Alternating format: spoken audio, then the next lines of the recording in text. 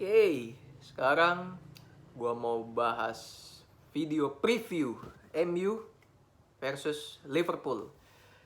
Matchnya akan main di Selasa dini hari di Old Trafford tentunya, dan tentunya laga ini akan menjadi laga yang menarik untuk dilihat karena masing-masing tim dalam situasi yang kurang baik lah bisa dibilang. Oke, sekarang mulai dulu dari MU. Nah, MU seperti kalian tahu semua, kalah terus, kebobolan terus di laga sebelumnya, pemain yang dimainin itu terus, tidak ada perubahan, dan sedang mengalami krisis kepercayaan diri, krisis mental. Karena pemain-pemain yang dimainkan pada saat 2 match sebelumnya sama sekali tidak bisa perform, terutama di lini tengah dan juga wingernya. Tidak usah disebut nama, kalian semua tahu, kalian lebih tahu daripada gua. Nah, jadi apakah MU bisa mengulangi momentum seperti pramusim di Bangkok membantai Liverpool pada saat itu? I don't think so, karena MU sangat berbeda di situasi sekarang. Melihat dari keputusan Erik ten Hag yang menjadi pelatih baru di situ, yang awalnya dia masuk memberikan positive vibes, tapi sekarang dia melakukan blunder-blunder kecil seperti memainkan pemain yang sama, tidak melakukan rotasi dengan pemain lain, at least memberikan rasa kompetisi di posisi masing-masing. Nah, gua menyarankan Ten Hag harus bisa merubah setengah dari komposisi pemain yang di pertandingan terakhir pada saat melawan Liverpool nanti. Kalau seandainya pemain yang dimainkan masih itu juga, 11 pemain itu, selesai MU gue bilang. Karena pemain-pemain ini terlalu di dalam zona nyaman dan akan berpikiran mereka tidak akan pernah tergantikan. Jadi menurut gue, pemain seperti Malacia, AWB, Elanga, and then Van de Beek itu wajib diberikan kesempatan pada saat melawan Liverpool nanti, sehingga pemain-pemain seperti Sancho, Rashford, Dalot terutama, Fred lagi itu dicadangkan dulu. Nah, untuk pemain muda juga bisa diberikan kesempatan satu-satu, entah siapapun itu, yang penting harus ada perubahan. Tidak boleh itu saja, karena kalau itu saja akan sangat membuat MU pemain-pemainnya semakin drop mentalnya, dan ini akan sangat berbahaya untuk MU sendiri. Di samping mereka akan sudah resmi mendapatkan Casemiro di posisi tengah, tapi dia belum bisa langsung main. Tidak mungkin dia bisa main karena dia harus cek medis lagi, terbang lagi ke Manchester. Dia bukan robot juga kan. Tapi it's a good sign for MU mendapatkan Casemiro.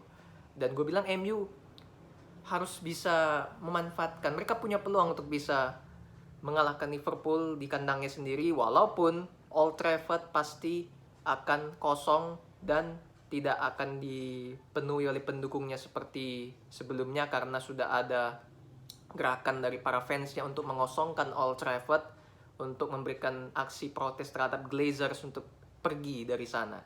Jadi penontonnya akan berkurang banyak. Tapi it's okay, sekarang tergantung terhadap pemilihan pemain dari Ten Hag. Gue bilang Ten Hag harus bisa melakukan perubahan pemain, tidak boleh itu saja yang sebelumnya.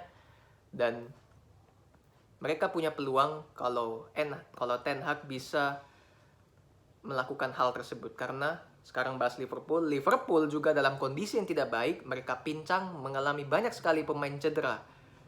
Jota cedera, Konate, Matip cedera, Firmino belum tahu bisa main atau enggak. Lini depan itu sangat kekurangan, lini belakang juga krisis, sehingga hanya Van Dijk yang fit dan memainkan entah siapa, Joe Gomez lah, si Williams lah, you name it lah, itu pemain yang tidak selevel dengan Matip dan Konate, sangat beda lah. Jadi Liverpool ini pun tidak serta-merta akan gampang seperti di musim lalu mengalahkan MU 5-0. Gue bilang Liverpool tidak akan segampang itu karena kedalaman skuad mereka sangat buruk. Mereka tidak melakukan pembelian pemain lagi. Sementara sisa waktu bursa transfer masih ada kurang lebih 10 hari lagi. Dan ini akan sangat berbahaya buat mereka juga kalau mereka tidak melakukan hal tersebut. Akan ketinggalan kereta dengan City yang sudah on fire dari awal. Dan gue bilang di depan udah jelas Salah, Diaz itu udah pasti. Sekarang Firmino bisa main nggak? Kalau dia nggak bisa berarti Carvalho yang main. Dan gue bilang Firmino main itu akan sangat membantu. Sementara di tengah Thiago juga cedera. Tidak ada yang menjadi kreator di sana. Henderson, Fabinho bisa. Sekarang Naby Keita mungkin yang dimainin di situ. Tapi dia tidak seperti Thiago yang mempunyai otak yang sangat cerdas, melakukan switch play dan passing yang akurat terhadap pemain depan. Sementara di wingback Robertson pasti akan main, TAA juga akan main. Sementara di tengahnya ini, tandemnya Van Dijk ini yang menjadi pertanyaan. Konate, Matip tidak bisa main karena cedera. Kalau Joe Gomez atau Williams yang main, ya jujur aja Van Dijk pasti akan kerepotan karena dia yang mengorganize, menjadi leader di belakang. Sementara pemain-pemain muda ini yang kualitasnya sangat di bawah dari pemain inti biasanya, tentunya pasti bisa saja melakukan kesalahan-kesalahan minor yang sangat fatal. Jadi itu menjadi titik lemahnya Liverpool, tidak bisa 100% untuk mengeluarkan kemampuannya. Tetapi Klopp menjadi pelatih the normal one yang bisa merubah situasi dalam lapangan. Kita lihat seperti apa.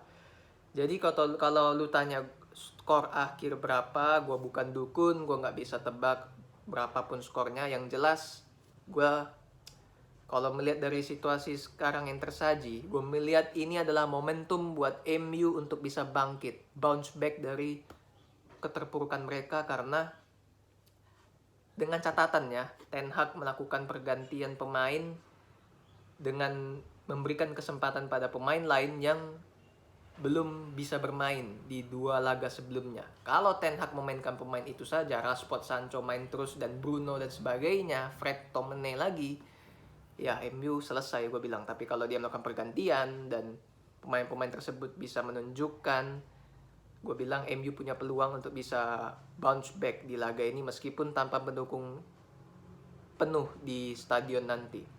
Nah, sementara Liverpool sudah kehilangan 2 poin terus, seri-seri terus, dan belum bisa menang juga. Kalau sampai tidak bisa menang juga di laga ketiga ini, mereka akan semakin ketinggalan kereta dari City dan semakin memperjelas bahwa kedalaman skuad dari Liverpool itu sangat tidak layak untuk berkompetisi di Liga maupun di Eropa.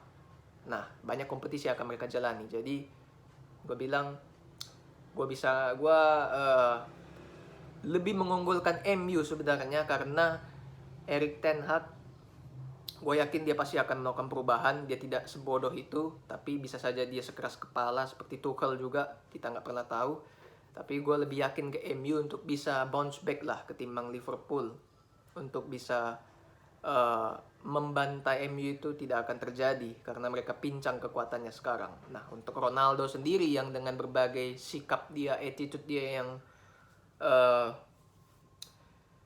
buruk, meninggalkan teman-temannya, mengasingkan diri seorang diri dan sebagainya, tentunya dia memberikan gesture bahwa dia ingin pergi. Dan gue bilang MU masih butuh dia selagi MU belum mendapatkan pemain incarannya. That's it, thanks for watching.